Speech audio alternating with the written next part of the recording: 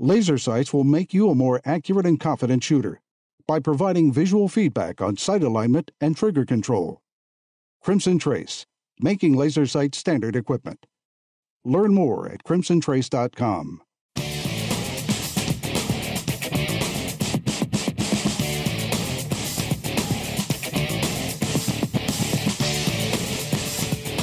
This is Tom Gresham's Gun Talk, now available on iTunes and other podcast clients, and on the free Gun Dealio smartphone app for iPhone and Android. Feel free to call Tom now at 1-TOM-TALK-GUN or 866-825-5486, or email Tom at guntalk.com. Now, once again, here's Tom.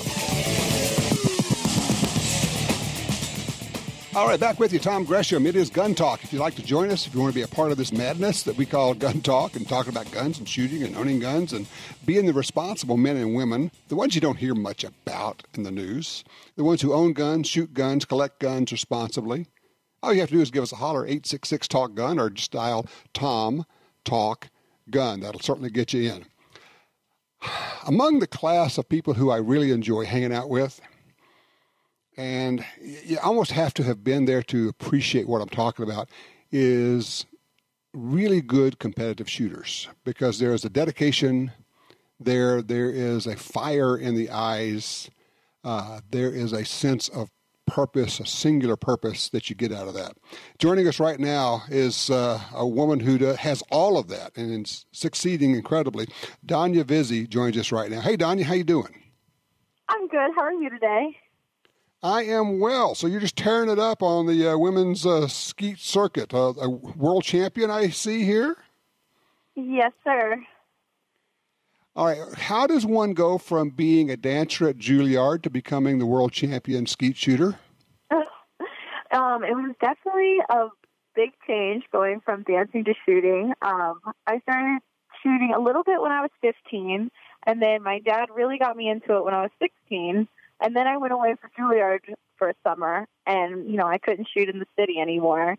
And the whole time I was there, I just missed shooting so much. So when I came back, that's kind of just what my main focus was shooting. All right. Question for you. This is going to sound weird. Is there anything that you can draw that one helps the other, that your dedication to dancing helps with the shooting, or vice versa?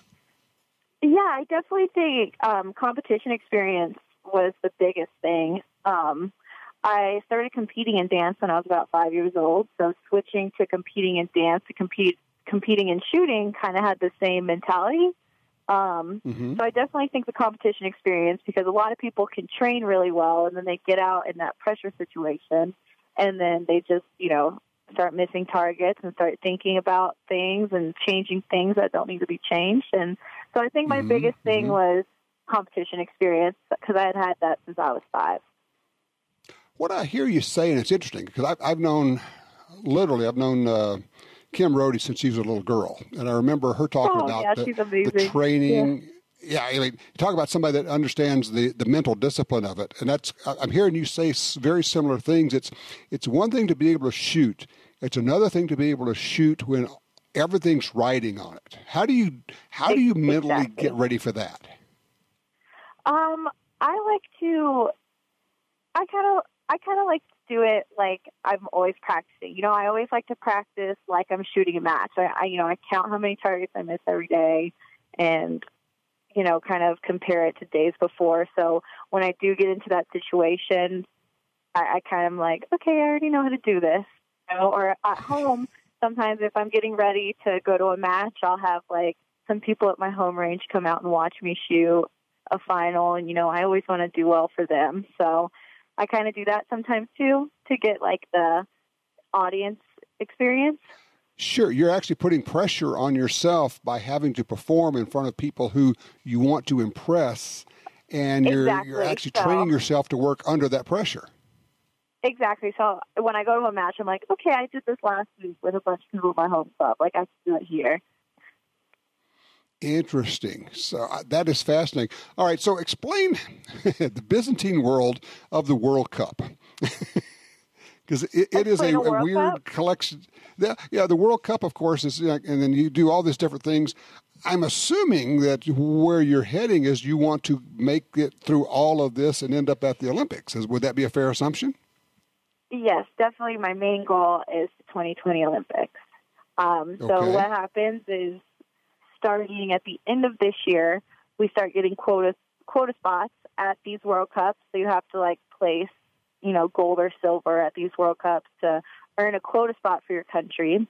And then at the end of 2019 and the beginning of 2020, we'll have 2 matches put together, and that'll make our Olympic team, whoever scores the highest at those matches. So if you get a quota spot, let's say at the end of 2018, you're not guaranteed to go to the Olympics because you could be shooting completely different, in a year and a half. Ah, okay. So pretty much you're just winning a spot for your country, not winning a spot for yourself. So you're actually not shooting your way into it. You're shooting your country into the Olympics, and then later on they'll figure out who fills the slot that you earned. Exactly. Wow. That's, as I say, I always call it a Byzantine system, and it is somewhat. I mean, I know it's common for you guys. Yeah. It's definitely different because, we're okay, we could get this quota spot but not actually go. But, we try to just send who's hot at that time because, all in all, what we want is the most medals for our country at the Olympics. So whatever does that, even if it's not you, we understand. So. All right, put us inside your head. You're up there. You're competing at the World Cup, and you're about to call for your first target. What is your in golf they call it a swing key? What is your one thought that's going through your head? You can break all of them. It's just trying to get out of your own way and get your mind right. Right. So my pre-shot routine, so we have to have our gun, we have a line on our vest, so we have to have our gun below that line. So, what I do to get rid of all my thoughts is, and I'm one of the only people that do it, I look down at my line to make sure my gun's in the right spot, and then I call pull. So that it's that's the only thing I'm thinking about. I'm not thinking, am I going to hit this target? Am I going to miss this target? I only need to hit 2 more to win. I just kind of that's what I do to get all those thoughts out of my mind. You're not actually looking down at the gun when you call pull, though, are you, at the butt of the gun? No, so I look down at my stripe, and then I look back up at the house, and I call pull. Got you. It's interesting. Now, when you do that, does it make, I'm going back to Kim, she says she could just make all the sounds and everything go away. Does it, they call it clear the mechanism for you? Is it, okay, now it's just you and the targets? Exactly. That's kind of my thing that clears everything for me. Wow, that is so cool. So, are we going to see you at Dancing with the Stars now? That would be so cool, actually. Yeah, I think they're doing this season athletes on Dancing with the Stars. So that would be super cool if I could see something. Hey, you're an athlete. I think that would be awesome. The world champion skeet shooter awesome. Well, we'll put in a vote for you. I wish you tons of luck. Congratulations on the world championship. That is so cool. Thank you so much. I appreciate it. Dania, congratulations, and just keep going. We're rooting for you. Thank you. Thanks so much for having me. I appreciate it. You bet. You take care. All right. That is so cool. All right, 866-TALK-GUN. We are absolutely open lines. If there's a gun you want to talk about, a storage system, a self-defense question, or something you saw on the news that you want to talk about, by all means. And here's the deal. If you just stumbled upon this show and you're going, oh, my gosh, guns. If you don't like guns, you think we ought to do more to control guns? Okay. I will shut up and give you the floor and let you explain your position, okay? That'll work. 866-TALK-GUN, or just call us at Tom Talk Gun.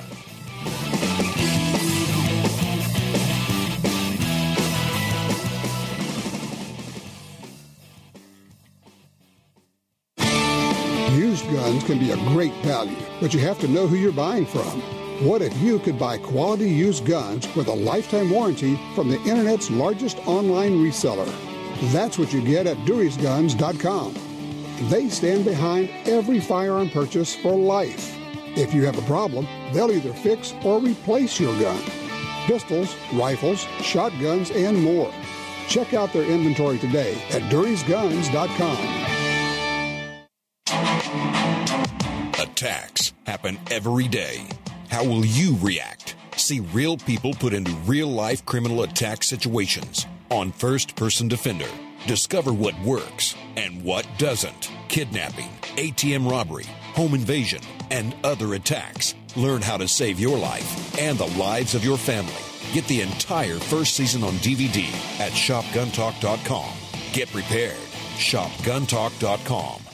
Brownells has gone retro. Check out Brownells' new line of retro AR-15 and AR-style 308 rifles at brownells.com/retro. Whether you're looking for Eugene Stoner's original 308 design, the famous M16A1, Air Force 601, or the XM177 carbine, Brownells has the classic, new production, old-school rifle of your dreams. Own the firearm you used in basic training, carried in service, or that Grandpa always talks about. See more at brownells.com/retro.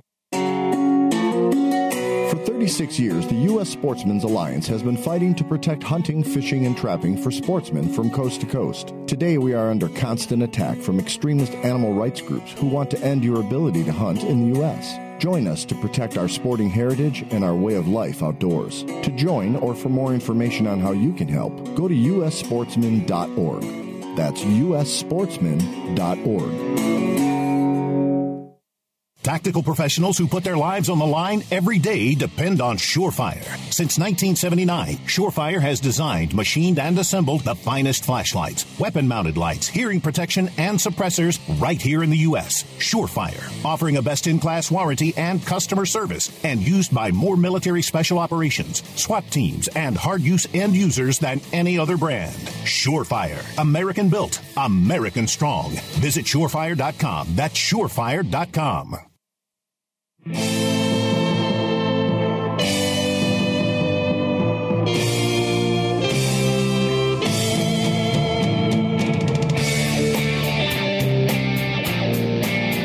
There appears to be some breaking news right now. We're checking on it. I'll get you some details in just a few minutes as soon as we're able to lock anything more down. But it looks like there may be another active killer situation going on as we speak right now. But checking the news, we'll get more about that in just a few minutes. Line 2, Ken is with us out of Jennings, Florida. Hello, Ken, you're on Gun Talk. Hi, how are you, sir? I have a very unusual serial number from a Marlin Model 60 that was produced somewhere between 1968 and 69 when they changed the serial numbers. I called Marlin, I called the Master Gunsmith, I think back when they were in New Haven, Connecticut, before they sold out. And the gentleman only told me that maybe this was a special batch of rifles that was sent to the top sellers as a promotional item. And I was wondering if anybody would have any kind of information on this serial number. I do not have the number in hand right now.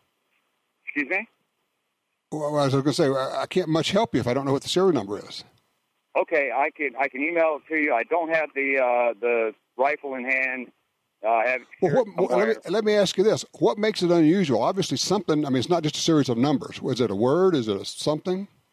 They changed it where it did not have the year number on it, I think previously, and this had the year number on it and then a space and then the actual serial of which one was built.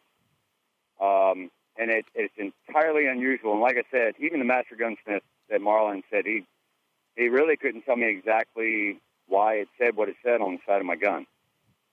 All right. There is a Marlin Firearms Collectors Association that they probably would be able to help. There's also a website called marlinfirearmsrecords.com. So you can look up records on the Marlin that way as well. One of those has a place where you can enter the number, and I did, and it says no results found. Right. That probably is the records. I would try the Marlin Firearms Collectors Association, and it's marlin-collectors.com. Okay. Very good. Well, I will certainly check them out. Yeah, I would say if anybody's going to know, it's going to be the folks who are the collectors, because a lot of times, believe it or not, a lot of times they know more than the people at the company do, because the people at the company are there now, and they don't know what happened 50 years ago, when you're talking about, this. So I think the Collectors Association is probably going to be your best bet. Some of the records are a little bit archaic. Yeah, I know. It's a little bit bizarre sometimes. It happens that way. But yeah, try that group and see if that helps. I appreciate the call, sir. Thank you. It's interesting to me how firearms collectors associations often are the repository, if you will, almost the corporate memory for some guns, some brands, whether it's Winchester or Marlin or Colt or whomever. And because it's a passion, some of the folks involved just become, they really do become the historians. It's really interesting how that happens. And time again, you'll start talking with them, and they'll go into a depth that you can't even possibly imagine. It's like, okay, this particular gun was sold on this particular date to, the Benson hardware store in Columbus, Ohio. And you're going, what? Yeah, well, we've got the records for it. Here's a copy of the receipt. God, it's pretty crazy. All right, let me tell you a little bit more about our shooting that we're doing this yesterday. Actually, we went up, and we're going up into a national forest where we can shoot here, and it's a nice, safe place with a good berm. And I'm trying to think what we had. We had 2 shields, Smith & Wesson M&P shields. We had an old Browning Colt 25 ACP. Yeah, it's kind of minute of nothing. You're not going to hit much. That's, as I say, that's what you call a belly gun for sure. It's a pocket gun, but it's also a belly gun. Had an FN, a CZ. I had my Smith & Wesson 686 Plus 7-shot 357. And had some real light 38 specials. Oh. And one of the ladies there, this was very cool. She had a Ruger revolver, the GP100, in 327 Federal. So we had some 32 H&R ammo from Black Hills Ammo, as well as some 327 Federal ammo. And everybody had fun shooting that. And we were mixing the ammo back and forth to see, which, if you could tell, the heavy loads. And it was substantially different, really different. So that was just a ton of fun. It was great. We were all swapping out, and can I shoot that? I can shoot that. Sure, here's plenty of ammo. It was just a really nice time. We spent, an hour and a half there. Oh, yeah, and while we're doing this, you'll love this. Every once in a while, you get a kind of a smell in the air, and you're going, that smells like elk. And then wind would change, and it'd come back and go, that definitely smells like elk. And then we were through, we would kind of walk around the area just right around us. And within 30 yards of us, there were like 6 or 8 beds where the elk had been bedded down right there in the forest. That was pretty cool. Really sweet.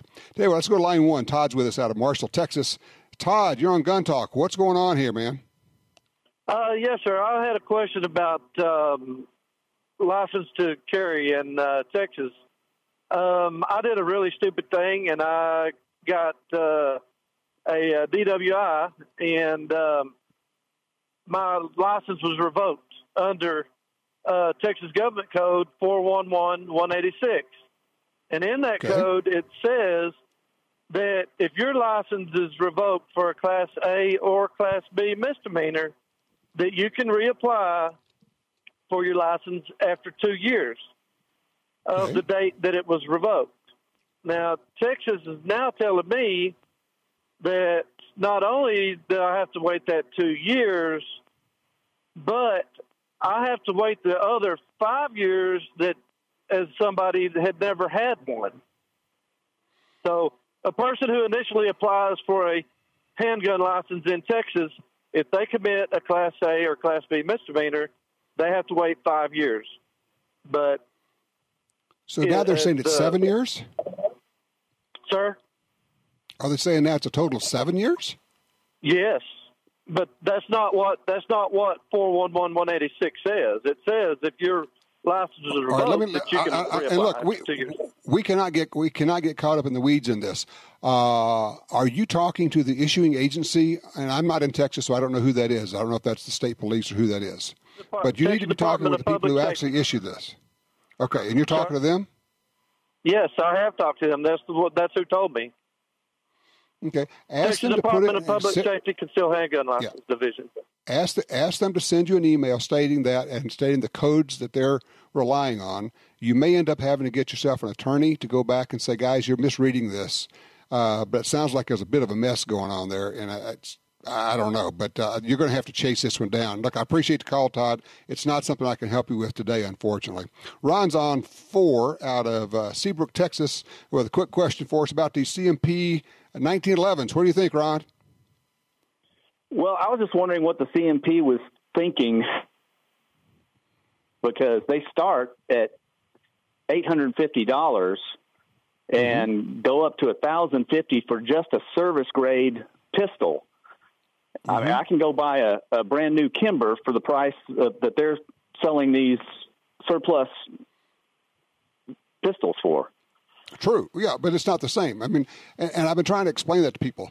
On the one hand, you're getting an actual, real military surplus, if you will, a collector's item. A lot of people are really going to want one because it was, in the service. On the other hand, you're going to go get a shooter. I would not consider the CMP pistols to be shooters, honestly. That's not what, unless you say, okay, I'm going to buy one and then I'm going to drop another $500 or $1,000 into it to trick it up. Why would anybody do that? When, as you say, for $900 to $1,000, you can go get you a really nice shooter these days in 1911. And look, I understand what you're saying. You look at this and going, they're not Kimbers, they're not Smiths, they're not Springfields, they're not, SIGs, they really are not comparable to other 1911s on the market now. They're a different thing. They are true military surplus guns with a history, and there are some cost involved that the CMP has. Are they going to sell? I don't know that. A ton of people have exactly the same reactions you did, Ron, which is to look at it and go, no, man, if I want to go get a 1911, I'm going to go get one that's ready out of the box, not one of these that's basic military gun. Cool. That's fine. It just depends on what you're looking for. That makes sense. But, I don't know what to tell you. Would I buy one? I'm not a collector. So the answer is no. Real simple. I love 1911s, but this is not a pistol that I would buy. Just there it is. Tell you what, we'll take a quick break. When we come back, we'll try to catch up on the news of the day. There's something going on right now. We'll chase that down during the break. You may want to turn on the TV, see what's going on. 866-TALK-GUN. That is our number. I'm Tom Gresham. We'll be back with more Gun Talk.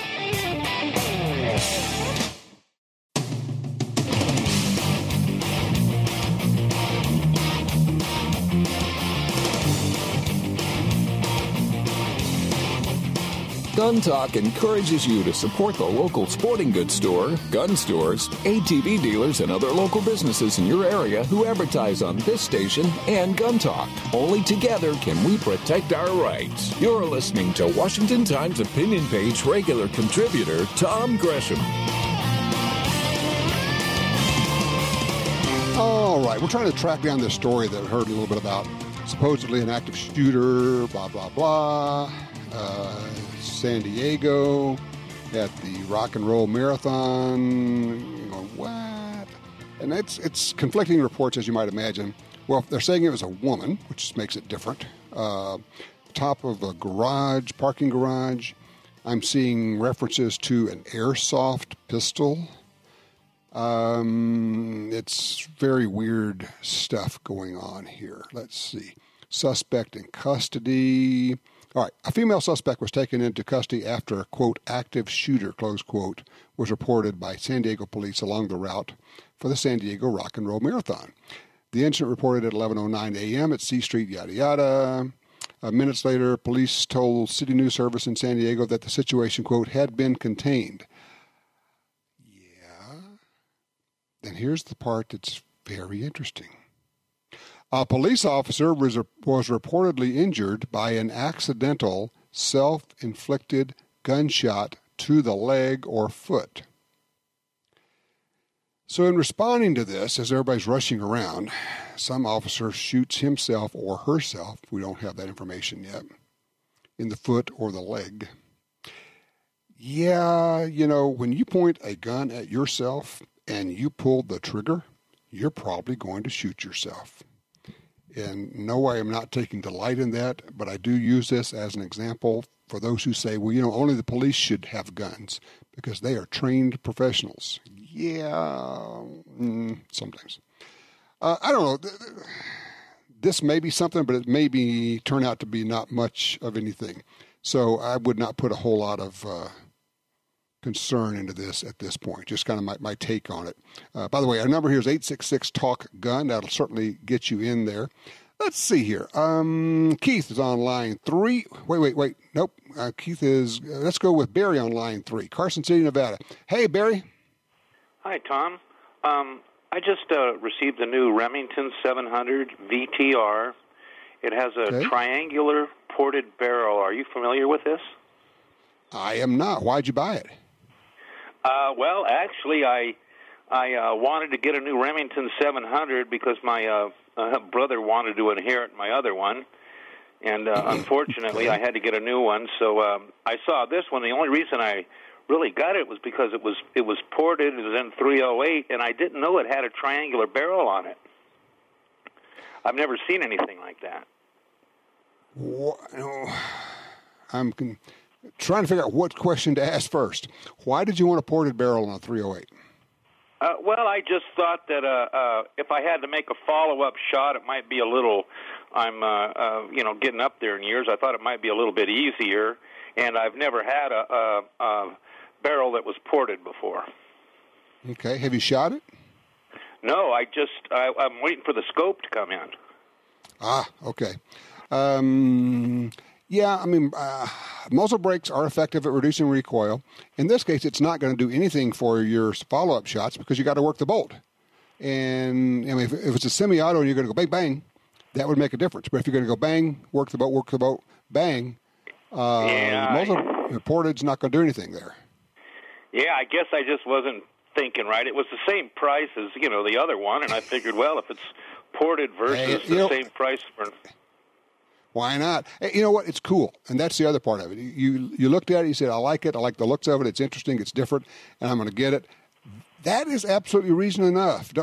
We don't need to justify this stuff. Although if you need justification, that's what I'm here for. I can always back you up and say, good choice, way to go, you did a good job. Yeah. Well, I guess I'll find out when I get the scope. Yeah, let me know. After you shoot it, call us and give us a range report because we love range reports when somebody takes something out to the range and tries it out. So if you would do that, we would really appreciate it. Okay, Barry? Oh, sure. I appreciate your time. You bet. You take care. George is on one out of New York State. Hey, George, talk to me about this revolver. Hey, Tom. I just had a question about, I have a revolver, a 22. It's called a Texas Ranger. I was kind of wondering if you knew anything about them. That's not enough information. Who made it? How long you had it? Give me some more. Well, I haven't had it a real long time. I'm not exactly sure who makes it. I think it's made, I don't think it's made in the U.S. It's got a trapdoor side load with a push rod that you can push the expended cartridge out. And it also has a single-action revolver. Yeah, and it's got a pin or a rod where you can pull it out and take the whole cylinder out and reload it that way. The box that it came in, it's like how a box, like a Monopoly box, but it's not quite as big. And on the box, it has a picture of a cowboy with a lasso, just a kind of a cartoon character with a cowboy hat and a lasso. And it basically got a badge on him, like a Texas Ranger would. But, do you know who made it? Because, this is like Pedersoli. Is it Italian made? Or I'm not familiar with it. I'm just trying to catch up here. Yeah, I think it might be Italian made, if I'm not mistaken. I'm not home right now to actually look at it to tell you who made it. It just sits in my gun safe. I would bet that it's Italian made, probably by somebody like a Pedersoli. They make nice guns. And they're doing these, different branding options like a Texas Ranger 22. I think it's a kind of a cool idea, and I love the idea of the box. The box sounds really interesting, man. It looks older, like the box does. I'd kind of like to figure out how old the actual gun really is. I'm just not sure how to go about that. You can just do, honestly, search engines work. I'm not a fan of Google for any number of reasons, but I use a search engine called DuckDuckGo, like the bird, D-U-C-K, DuckDuckGo, because they don't track you. Google tracks everything you do, everywhere you go, but I use DuckDuckGo. But if you put in, what it is and start doing some web searches, it's going to pop up. You're going to find out more about it than you can believe. Oh, okay. All right, I'll do that then. All right, thank you, Tom. Thanks, George. I appreciate it. You take care. 866-TALK-GUN. I'm Tom Gresham, back in a minute with more gun talk. For more than 70 years, Timney Triggers has been enhancing the shooter's experience. Whether it's a local competition, a day at the range, or even the hunt of a lifetime. Setting the standard in aftermarket triggers, Timney is now producing more than 170 models of triggers for bolt-action rifles, shotguns, AR rifles, and semi-automatic rifles. Proudly made in the USA since 1946. Find your new trigger at TimneyTriggers.com. This land, once wild and free, fades now from our memory. But I remember what it was like, what we were like, what we are capable of when we band together. Perhaps more than any other landscape, wetlands embody the life-giving abundance that nature has to offer. And perhaps more than any other organization, Ducks Unlimited is working to ensure that our continent's wetlands not only survive, but thrive for generations well beyond this one. These natural wonders are where waterfowl begin their cycle of life, where the deer and the antelope play, and where we, the people, gather together to see and share what makes the outdoors so great. The time is now to band together with organizations like Ducks Unlimited. The time is now to rescue our wetlands. It's America's favorite .22 rifle. No matter how, where, or what you like to shoot, there's a Ruger 1022 for you. From the carbine to the incredible takedown models, the tactical and target versions, all Ruger 1022 models have the legendary action and detachable 10-round rotary magazine. Whether you're hunting squirrels or tin cans, there's a lifetime of fun in every Ruger 1022 rifle. See them all at Ruger.com. That's Ruger.com.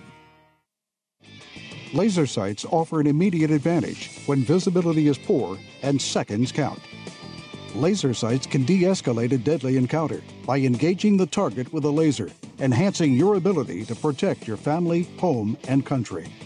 Call 800-442-2406 or visit crimsontrace.com for a free copy of our laser training video, The Laser's Edge, and learn why Crimson Trace is making laser sights standard equipment.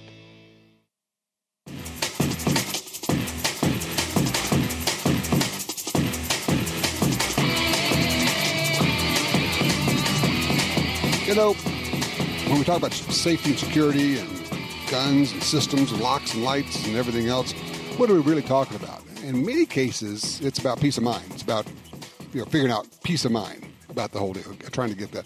When I got the Blink cameras, or actually when they contacted me originally, I said, yeah, sure. Send them to me. I'm not going to talk about them on the air unless you send them to me. And I got them, and I started hooking them up, and I went, this is easy. This is nothing. And then they use these AA batteries. The things seems like they last forever. Well, it's been more than a year. I've not had to replace batteries, so that's kind of neat.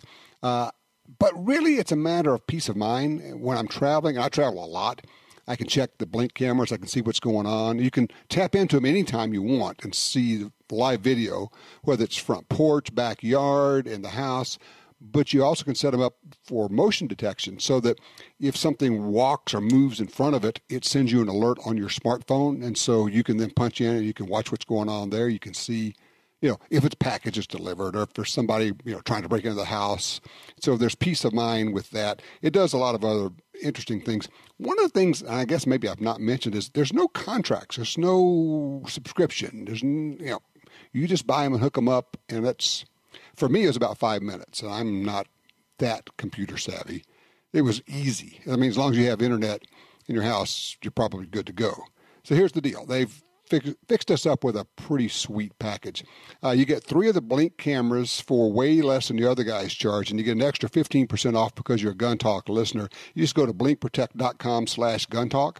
Again, blinkprotect.com/guntalk, and that will absolutely get you in. Charlie's on 2, Anderson, South Carolina. Charlie, had a school shooting nearby. Then what happened? Yes, it's about a year ago, and I was in Townville, which is 20 miles from Anderson. 14-year-old mixed up, depressed young boy went in with an AR-15 and started shooting. He killed one little boy and wounded several others.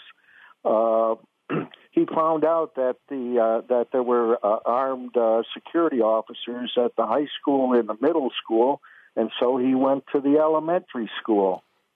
No. As a result of this shooting, the Anderson County Sheriff's Department initiated a training program for churches and for others, and part of it was security teams for churches, and the other part was how to confront an active shooter. Even had demonstrations of went outside and shot blanks so people could tell where the shooting was coming from, and demonstrated with 2 men. One man tackled the shooter and the other one disarmed him. Even had a 75-year-old lady weighing 75 pounds take an AR-15 away from him. All right, but let me ask you, here's the question I want to ask you, though. Did they teach you how to shoot the intruder? No, this was just, not shooting. This was confronting the shooter. Part of it was when the shooter came in, there were tennis balls that we threw at the shooter to distract the shooter. Yes, and so that, if somebody's throwing tennis balls or rocks or whatever at you, it's going to take your aim off a little bit. And no, it's not. You have been fooled. This is a hoax. I'm sorry. That's nonsense. Nonsense, I say. If somebody comes in, they're just going to shoot everybody. They don't need to aim. That's nonsense. Well, this was a way to show how to disarm them. And the point of the whole thing was, like after a 9/11, somebody comes in and starts shooting. Are you going to lay down or are you going to attack the shooter? I'm going to shoot him. Well, if you don't have a gun, that's pretty hard to do. Well, then you screwed up. You screwed up that day. If you didn't have a gun, you didn't know how to use it. I'm telling you, here's what I would do. I would ask the Sheriff's Department, if these are effective tools, will you require your deputies to leave their guns back at the station and use these as what they have to do? And then only if that fails, they can call and have police response come to them and bring them a gun, because that's what they're telling you should do. You should wait for the police to show up. And in the meantime, you're going to throw tennis balls at an active shooter? You're going to try to take the AR away from an active shooter? That's just nuts. I'm sorry. It's just nuts. Hold on, Tom. The fire alarm went off. 2 firemen showed up. And the 2 firemen, one tackled them, and the other took the gun away. What, you mean during the active shooter, the real active shooter thing? A real active shooter. The shooter has just been found to be tried as an adult. Okay, let me ask you a question. How long did it take the firemen to get there? How long did it take the firemen to get there? I really couldn't tell you. I know the fire alarm went off. It's a volunteer fire department. So it's probably a quick response. It's 5 minutes. I do not want to let somebody shoot people for 5 minutes while I wait. I want to shoot him right now. I'm sorry, and I appreciate it. I know it makes people feel good. It makes them feel like they've done something. I have a real problem with that. I don't know. Am I alone here? Does anybody think that this is a feel-good method? This is just something, well, here's something you can do. It's not actually going to be effective, but you can do it. It'll make you feel, I don't know, 866-TALK-GUN. What do you think? Am I out of line here, or do you agree with me on this one?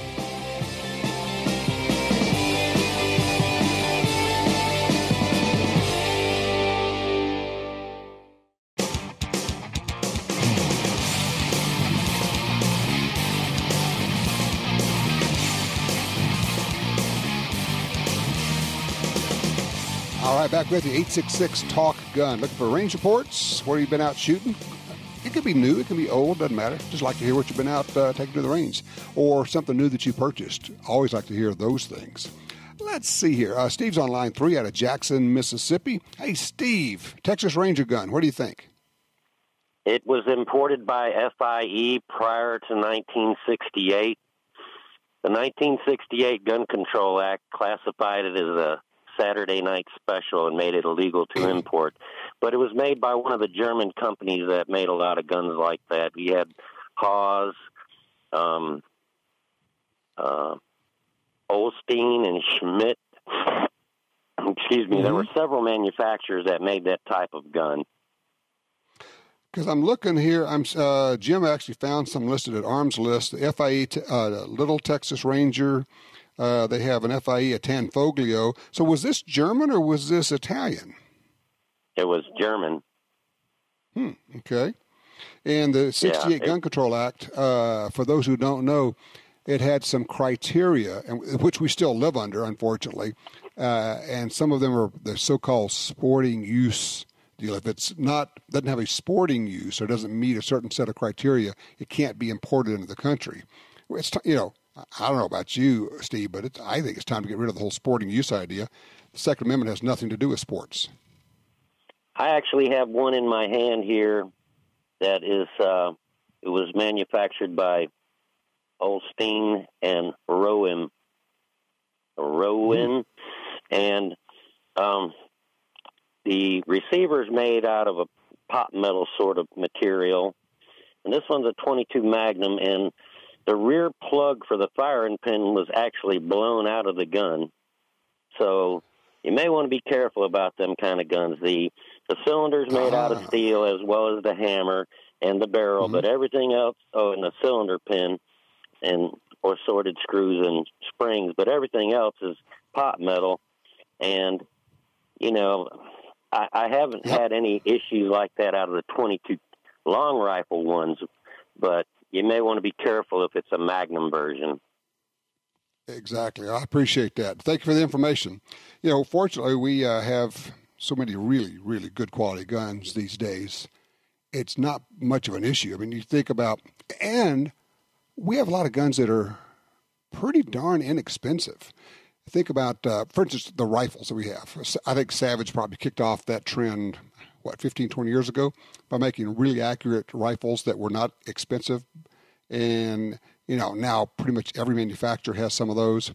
On the handgun side, companies that make high-end handguns also are making affordable guns.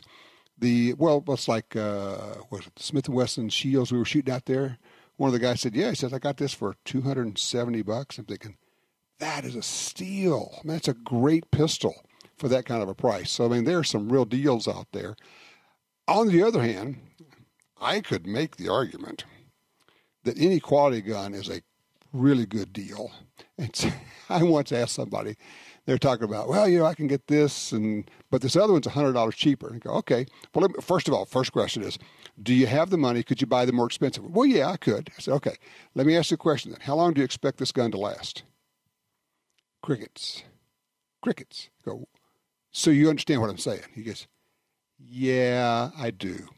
So, this is going to last 40 years or 80 years or 100 years, longer than you're going to be around. And the whole time that you have this gun, you're going to think, I wish I'd gotten the other one. If you got the cheap one, you're going to think, I wish I'd gotten the one I really wanted. Now, that's not to say that cheap guns are no good, but that's to say that if you find one that you really like, if it's possible, financially possible, you might want to try to find a way to get it because it will last a long time. Of course, cheap guns last a long time, too. So if you buy the one you really didn't want, it's going to be there reminding you of that. a long, long time.